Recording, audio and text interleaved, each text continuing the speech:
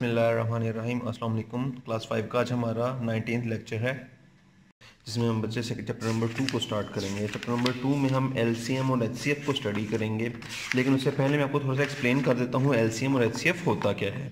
आप लोग ये पहले भी पढ़ चुके हैं। इसका डेफिनेशन यहाँ पे पहले देख लेते हैं हम। डेफिनेशन में लिखा हुआ है इस तरह के, आप ये ऊपर देख सकते हैं। The greatest number in the group of common factors of two or more numbers is known as the highest common factor, usually written as HCF। ये इसकी डेफिनेशन भी हो जाएगी। यहाँ से लेकर यहाँ तक आप इसको मार्क भी कर लें। वो क्या कहता है कि अगर दो नंबर्स के हम फैक्टर्स लें, कॉमन फैक्टर्स लें, तो इसमें जो हाईएस्ट नंबर इससे बनेगा वो उसका कॉमन फैक्टर कहलाएगा। मैं इसको मिसाल से आपको इसकी वजाहत कर देता हूँ, लेकिन उससे पहले हम देख लेते हैं एलसीएम की definition. The least number in the group of common multiples of two और more numbers is the least common multiple, usually written as LCM. दूसरा वो बताता है कि दो नंबर्स का जो लीस्ट कॉमन मल्टीपल होगा, ऐसा नंबर जो दो नंबर से मल्टीप्लाई करके है और वो छोटा से छोटा नंबर होना चाहिए जो कि इन दोनों को मल्टीप्लाई करके बनता हो, तो उसको या उसका मल्टीपल हो, तो उसको फिर हम एलसीएम का नाम देते हैं। तो बच्चे इसको हम देख लेते हैं पहले एग्जांपल्स के साथ, फिर आगे चलेंगे। जी बच्चे, पहले हमने एचसीएफ को देखना है। एचसीएफ क्या होता है, तो सबसे पहले आपको मैं एग्जांपल से बता देता हूँ। लेट्स सपोज हमारे पास एक नंबर है 4 और दूसरा नंबर है 8। अब आप क्या करें, आप इनके फैक्टर्स बना लें। हम देख लेते हैं कि 4 के फैक्टर्स कौन कौन से हैं। फॉर एग्जांपल हम 4 को लिख सकते हैं 2 मल्टीप्लाइड बाय 2, यानी कि 2 को हम 2 से मल्टीप्लाई करें तो इसका फैक्टर जो है वो इसका मल्टीप्लाई करके आंसर हमारा 4 आ जाता है। इसी तरीके से हम 8 ले लेते हैं। एक जो 8 है वो किन किन नंबर से मल्टीप्लाई करके बन रहा है 2, फिर अगेन 2, फिर 2, तो ये हमारा 8 नंबर बन जाएगा, यानी 2 2 जार 4 एंड 4 2 जार 8। तो अगर आप देखें तो इसमें एक नंबर 2 जो है वो कॉमन आ रहा है, उसके बाद अगेन ये 2 कॉमन आ रहा है। तो इसका जो हाईएस्ट कॉमन फैक्टर होगा वो क्या हो जाएगा, 2 मल्टीप्लाइड बाय 2, यानी 4 आ जाएगा। यानी ऐसा बड़े से बड़ा नंबर जो दोनों नंबर्स को पूरा पूरा डिवाइड कर सकता हो, हाईएस्ट कॉमन फैक्टर कहलाता है। मैं दोबारा डेफिनेशन बता देता हूं। ऐसा बड़े से बड़ा नंबर जो दोनों को पूरा पूरा डिवाइड कर सकता हो एचसीएफ कहलाता है। जैसा कि इस केस में 4 और 8 के केस में 4 ऐसा नंबर था जो कि इनको पूरा पूरा डिवाइड करता था। एक और एग्जाम्पल देख लेते हैं। एक और हम छोटा सा नंबर लेते हैं 6 और दूसरा नंबर लेते हैं 9। अब 6 जो है वो उसके मल्टीपल्स होते हैं, उसके फैक्टर्स होते हैं 2 मल्टीप्लाइड बाय 3, और जो 9 है उसके होते हैं 3 मल्टीप्लाइड बाय 3। तो इसमें अगर आप गौर करें तो हमारे पास सिर्फ 3 एक हिस्सा जो है वो कॉमन आ रहा है, यानी इसका हाईएस्ट कॉमन फैक्टर जो होगा वो क्या हो जाएगा, 3 हो जाएगा।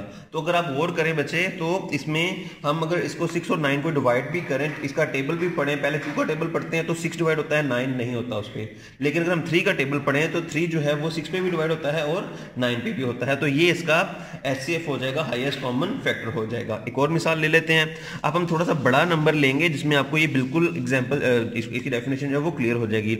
लेट्स सपोज अब से मैं कहता हूँ एक नंबर ले लें 30 और दूसरा नंबर ले लेते हैं हम 45। अब इसके हम पहले फैक्टर्स बनाएंगे। तो आप देख सकते हो पहले ये 2 पे जाएगा, उसके बाद आ जाएगा 2 15 जार 30, और फिर उसके बाद जब दोबारा करेंगे तो ये 3 और फिर 5 आ जाएगा। 2 3 जार 6, 6 5 जार 30। हम उसके बाद इसको भी डिवाइड कर लेते हैं। पहले 3 पे जाएगा, 15 आ जाएगा, उसके बाद फिर 3 पे जाएगा और एंड पर ये 5 पे डिवाइड हो जाएगा। तो इस तरीके से ये दो नंबर इसमें कॉमन आएंगे, तो इसका एचसीएफ हो जाएगा 3 मल्टीप्लाइड बाय 5 इक्वल्स टू 15। अगर बच्चे आप गौर करो तो जो 30 और 45 है ये 3 पे भी डिवाइड हो रहा है, 5 पे भी डिवाइड हो रहा है, इसके अलावा 15 पे भी डिवाइड हो रहा है। 3 नंबर्स पे ये डिवाइड हो सकता है। इसको हम कह सकते हो ये 3 पे भी डिवाइड हो सकता है, 5 पे भी डिवाइड हो सकता है और 15 पे भी डिवाइड हो सकता है। तो असल बात क्या है कि फिर इन दोनों में से इसका एचसीएफ कौन सा होगा, हाईएस्ट कॉमन फैक्टर कौन सा होगा। तो आपने देखना है जिस पे ये डिवाइड हो सकते हैं दोनों नंबर्स, उनमें से बड़ा नंबर कौन से वाला है। तो जो नंबर बड़ा होगा हम उस पे इसको एचसीएफ कह देंगे या हाईएस्ट कॉमन फैक्टर कह देंगे। होपफुली आपको क्लियर हो गया होगा। अब चलते हैं एलसीएम की तरफ।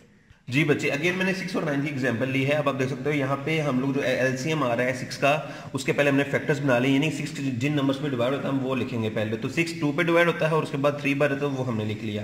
फिर 9 जो है वो 3 पे डिवाइड होता है और उसके बाद अगेन ये 3 पे डिवाइड होता है, यानी कि 3 3 9 बन जाता है।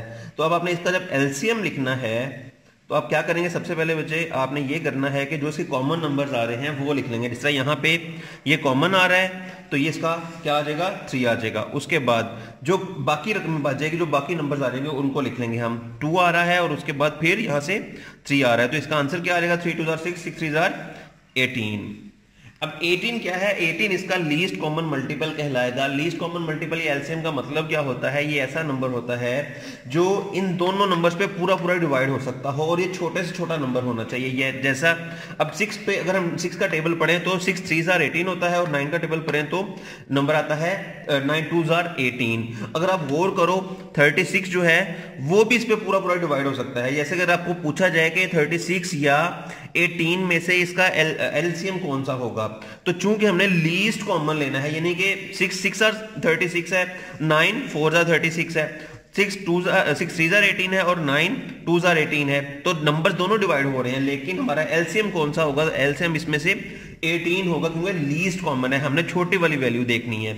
एचसीएफ में हाईएस्ट कॉमन देखा रहता था और यहाँ पे एलसीएम के अंदर लीस्ट कॉमन देखा रहता था। तो इस तरीके से ये आपकी डेफिनेशन है। इसकी एक और एग्जांपल देख लेते हैं। जी बच्चे, 10 और 15, 10 किस पे डिवाइड होता है, 2 पे, 2 5 10 एंड 3 5 10। अब इसका एलसीएम क्या होगा, सबसे पहले जो दोनों में कॉमन आ रहा है, क्या कॉमन आ रहा है, 5, उसको लिख ले। उसके बाद बाकी क्या बच रहा है, यहां से 2 बच रहा है, मल्टीप्लाइड पे यहां से 3 आ रहा है, तो इसका एलसीएम क्या बन जाएगा, 5 2 10 और 10 3 30, तो यहां पर आ जाएगा 30। अब आपने देखा कि इसका नंबर क्या होगा, या नंबर क्या आ गया हमारे पास, 30 आ गया है। पहले हमने कॉमन नंबर्स लिख लें, ये आपको मैंने फाइंड करने का तरीका बता दिया, इस तरीके से आप एलसीएम नंबर का फाइंड कर सकते हैं। लेकिन अगर आपको वैसे कोई क्वेश्चन पूछ ले, लेट्स सपोज अगर लिखा हो 30 और 60 में से एलसीएम कौन सा होगा, अगर आप गौर करो तो 10 3 30, 10 6 60, 10 पे दोनों नंबर डिवाइड हो रहे हैं, 15 2 30 एंड 15 4 60, तो 15 पे भी दोनों नंबर डिवाइड हो रहे हैं, लेकिन इसका एलसीएम 60 नहीं होगा क्योंकि वो लीस्ट कॉमन नहीं है।